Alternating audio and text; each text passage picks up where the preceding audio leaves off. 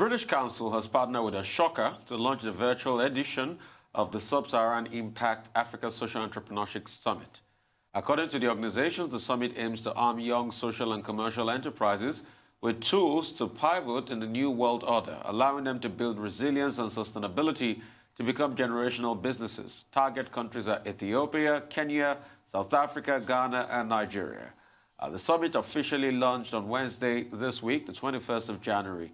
To explore it further, we are now being joined by Adetomi Soyinka, who is Director, Higher Education Skills and Enterprise at British Council, Nigeria, and Josephine Nzerem, Director of Venture and Talent at Council Africa. Welcome to the program. Please, can you tell us about this program and the need for a program like this? Adetomi Soyinka, you go first, and afterwards Nzerem goes after. Thank you very much for having us and giving us the opportunity to present our program here today. So essentially, the British Council has been working in partnership with Ashoka over the last 4 years to deliver this unique platform for social entrepreneurs and young people. It's a platform essentially for young people to engage with one another, to network and learn from one another. And over the last 4 years, we've been able to deliver it successfully in three different locations across sub-Saharan Africa. And this year, Nigeria, at least last year, Nigeria was supposed to be the venue for the face-to-face event. But unfortunately, because of the circumstances and the operating context in which we find ourselves, we've had to postpone it till 2021. But I'll hand over to Josephine to give you slightly more information about, the British Council and Ashoka partnership. Josephine. All right. Thank you so much for having us. It's been a wonderful journey with British Council over the past 3 years. We have been able to support leading social entrepreneurs, convening and bringing them together to learn from one another. Because, it's very important that leading social entrepreneurs have the support that they need to grow and scale their ideas. And this is what we have been doing. And for this year, we were supposed to have this conference last year, but because of circumstances that we all know about, it has been pushed to this year. So we are looking forward to creating that ambience and creating that atmosphere where people can learn, build on the skills they already have, and then begin to look at how do they launch out for the social good of everyone. So that's where we are now. Thank you. Well, before you go, Josephine, can you tell us about the partnership between the British Council and Ashoka? What has been the nature of that partnership? And for you, Adetomi, what is special about this year's summit, and what should participants expect? But Josephine, you go first. All right, thank you so much. You see, this partnership is one that is a wonderful marriage of two people, of two organizations that believe in the development of the social sector. Because we see that the strength of the social sector will actually impact our governments, it will impact the economies of Africa, and also it will put the young people that we know in the various spaces of the African continent in the right space where they can engage, where they can support other young people to come up the critical curve of understanding what they need to do to advance their communities through their ideas. So it's important that British Council and Ashoka are the ones driving this change, because as you know, social change can only happen when people begin to see differently. So what Ashoka and British Council, what we are doing is that we are causing people to see differently. We are ensuring that they are seeing differently in how to engage young people, how to make sure that nobody is left behind, even the women entrepreneurs, the disabled, everyone, no one is left behind. That people understand the power behind launching ideas, having an idea, launching it, and having that critical support you need to move forward. Thank you. Yes, Adetomi, I'd asked you, what is different this year? What is unique? What are the expectations for participants?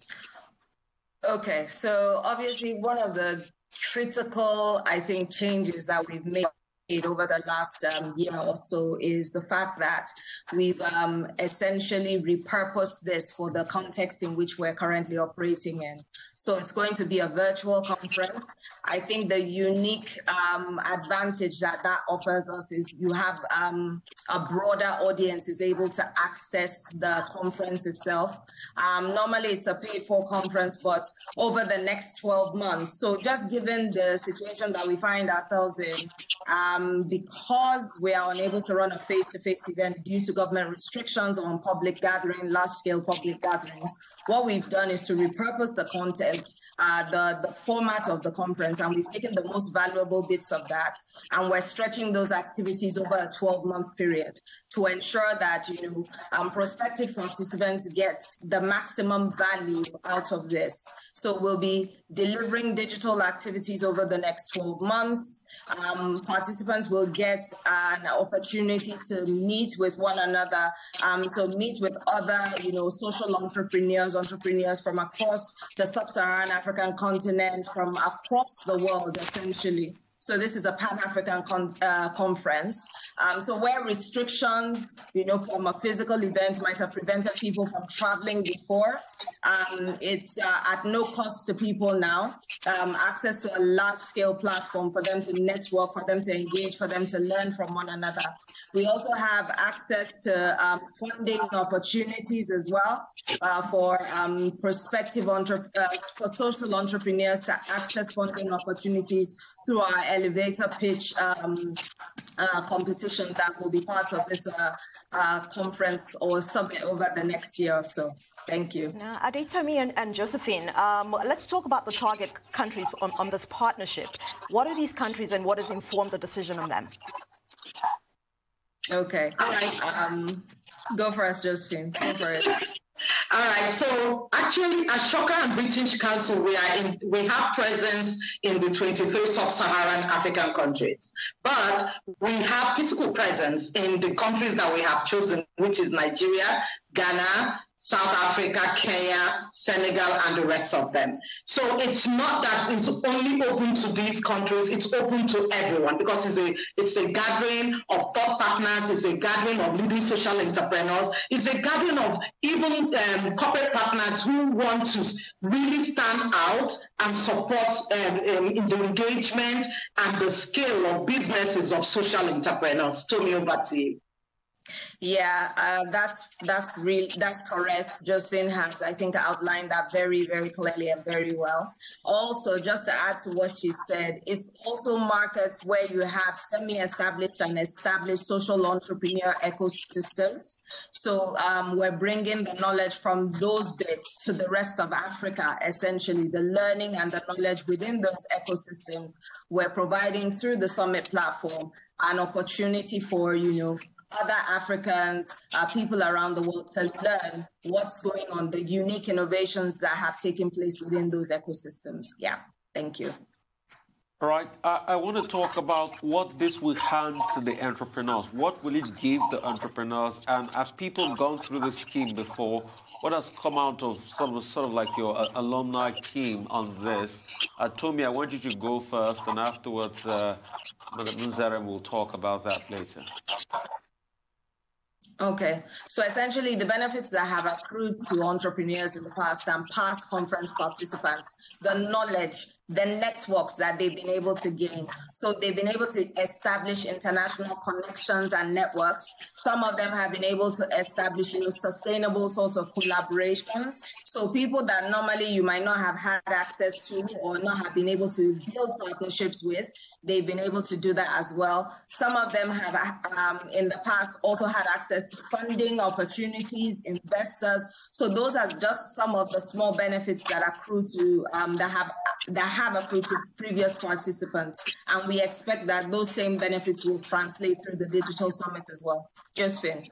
Yeah, and I want to add, as we know, the social entrepreneurship field and journey is a very lonely one. Many social entrepreneurs, as they launch their ideas and they begin to engage with their communities, they feel as if they are all alone. So one thing we have done is to bring them to the fingertips through this conference, through this convening, is to bring them the tools, the knowledge, and also spark collaborations. That's one thing we have done. And cross-border collaboration is so key to grow, because ordinarily these social entrepreneurs would not have had access to those cross-border collaborations. But this has helped them to begin to scale their idea across their normal geography to other places. So that's one beautiful thing. So imagine social entrepreneurs having at their fingertips tools and resources, and having the opportunity to scale, leverage on connections that they got from the conference to scale their ideas to other African countries. I mean, that is huge. That's one thing this conference has done.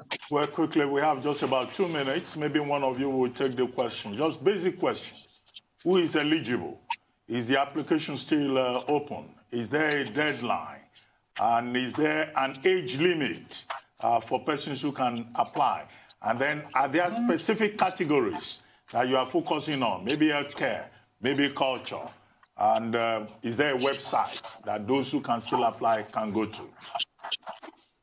Okay, I think I can take that very quickly. Just finish that. Okay. All right. So essentially, I'll start from the bottom up. The website is www.impactafrica.net. That's the website. It has all the information you're looking for. In terms of sector, we're sector agnostic. We're not looking at any sector in particular. So we're working specifically with social people, entrepreneurs focused on social impact and social entrepreneurs. So that's what we're working. That's the baseline we're working with. Age, we do not discriminate. There's no age limit. So I would say from like 18 and above, if we people younger than the age of 18, I would be very surprised. But yeah, that would be a welcome. That would be something that we're welcome to exploring as well. And then I think the last thing you said was around, so you said age, you said information. Yeah, all the information is online. Yeah, I asked whether the application is still open. Is the application still open? The applications are open, and they are open on a month. It's a rolling application, so it's open for people on a monthly basis. For each activity, they can register ahead of the activity. The activity for this month, for example, is still open and will be open till just before the event. Yeah, so. Well, thank you very much, Adetomi, Soyinka, and Josephine Nzerem for joining us on the morning show. Thank you very much indeed, and we wish you all the best.